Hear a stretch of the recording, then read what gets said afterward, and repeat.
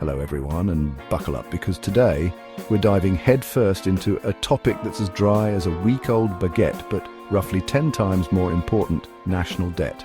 Specifically, the top 10 countries absolutely in it.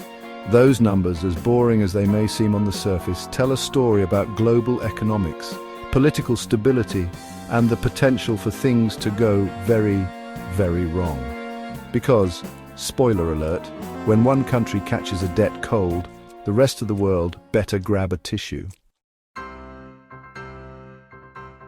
First up, we've got Japan, a country that could probably build a bridge to the moon with all the debt it's racked up.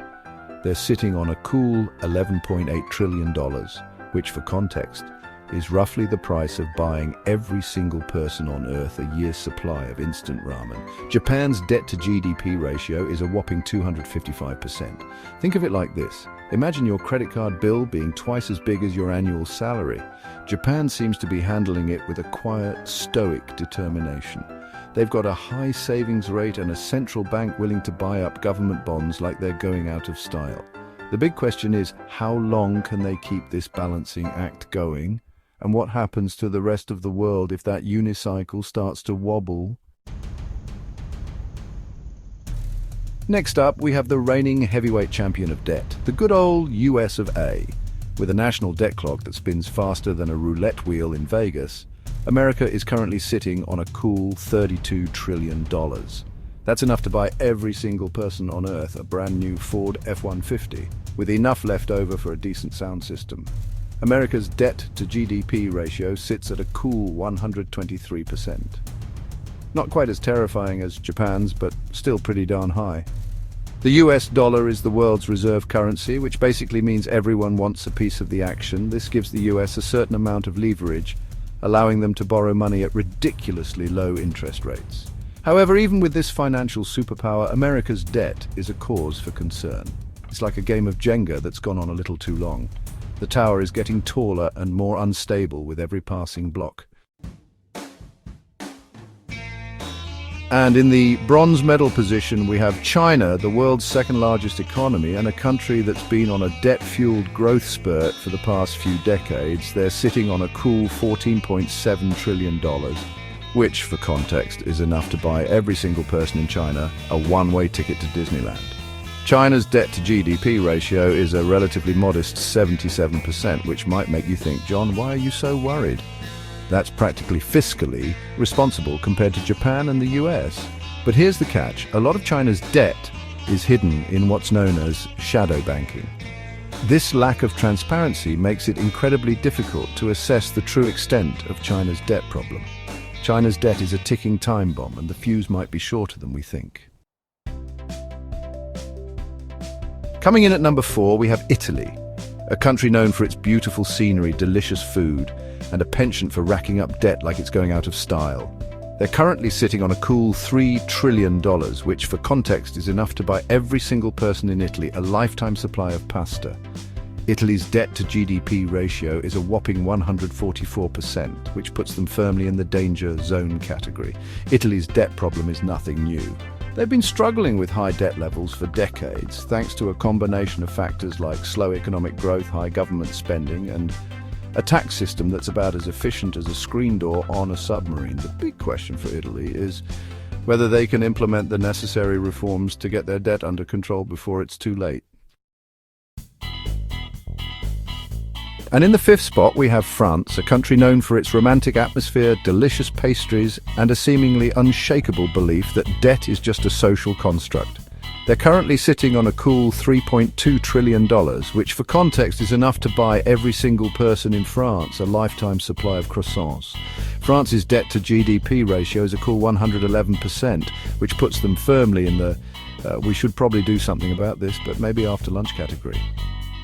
France, much like Italy, has been struggling with high debt levels for decades. They've got a generous social safety net, a penchant for government intervention in the economy, and a tax code that's about as clear as a mud wrestling competition. The big question for France is whether they can summon the political will to make the tough choices necessary to get their debt under control. Next up, we have the United Kingdom, a country known for its tea crumpets and a stiff upper lip that might be starting to tremble just a bit when they look at their national debt. They're currently sitting on a cool $3.7 trillion, which, for context, is enough to buy every single person in the UK a lifetime supply of fish and chips. The UK's debt-to-GDP ratio is a cool 104%, which puts them firmly in that we're not quite sure how we got here, but we're definitely lost category. The UK's debt problem has been exacerbated in recent years by a combination of factors, including the 2008 financial crisis, Brexit, and the COVID-19 pandemic. The big question for the UK is whether they can find a way to boost economic growth and reduce government spending without resorting to austerity measures that could send the country spiraling back into recession. Coming in at number 7, we have Germany, a country known for its precision engineering, its love of sauerkraut, and its seemingly paradoxical relationship with debt. They're currently sitting on a cool $3.1 trillion, which, for context, is enough to buy every single person in Germany a lifetime supply of beer. Germany's debt-to-GDP ratio is a relatively modest 66%, which puts them firmly in the "we're doing okay" actually category. Germany's strong economy, its commitment to fiscal discipline, and its status as the economic powerhouse of the European Union have all contributed to its relatively low debt levels. However, even Germany isn't immune to the global debt crisis. As other countries struggle with high debt levels, it puts pressure on Germany to do more to help stabilize the global economy. It's like being the only person in the lifeboat with a paddle. You might be safe for now, but you're also responsible for helping everyone else stay afloat. And in the 8th spot, we have India, a country known for its vibrant culture, its delicious curries, and its rapidly growing economy. But lurking beneath the surface of this economic success story is a growing debt problem that threatens to derail India's progress. They're currently sitting on a cool $3.6 trillion, which for context is enough to buy every single person in India a lifetime supply of samosas. India's debt-to-GDP ratio is a concerning 82%, which puts them firmly in that we need to keep an eye on this category. India's debt problem is largely a result of its rapid economic growth, which has been fueled by government spending on infrastructure, education, and social programs. The big question for India is whether they can continue to grow their economy while also getting their debt under control. Coming in at number 9, we have Brazil, a country known for its beautiful beaches, its passionate people, and its love of a good carnival. But beneath the surface of this vibrant culture lurks a debt problem that's about as fun as a samba with a hangover. They're currently sitting on a cool $1.9 trillion, which, for context, is enough to buy every single person in Brazil a lifetime supply of caipirinhas. Brazil's debt-to-GDP ratio is a worrying 91%, which puts them firmly in the "we need to call a financial plumber" category. Brazil's debt problem is a result of a combination of factors, including corruption, political instability, and a reliance on commodities exports. The big question for Brazil is whether they can implement the necessary reforms to attract foreign investment, diversify their economy, and get their debt under control. And last but not least, we have Canada, a country known for its friendly people, its love of hockey, and its reputation for being, well, kind of boring.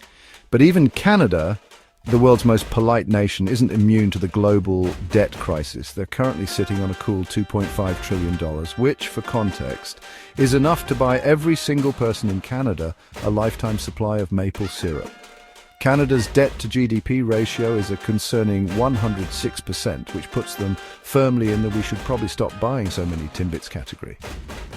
Canada's debt problem is largely a result of the 2008 financial crisis, which led to a sharp decline in government revenues and an increase in government spending.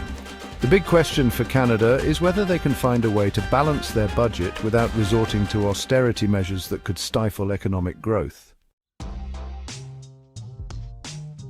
As we've seen, the global debt crisis is a complex and multifaceted issue with no easy solutions.